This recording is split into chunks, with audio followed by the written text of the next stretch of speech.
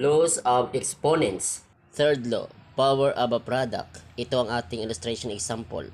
Quantity A B raised to M equals A raised to M B raised to M. Example, quantity of 2A raised to 5th power.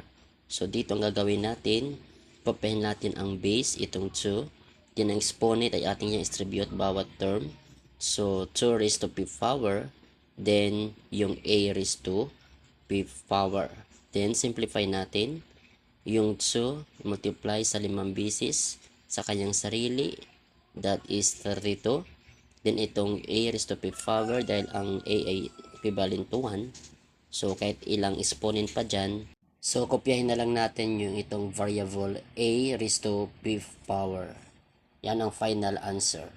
32 A raised to 5th power. Thanks for watching.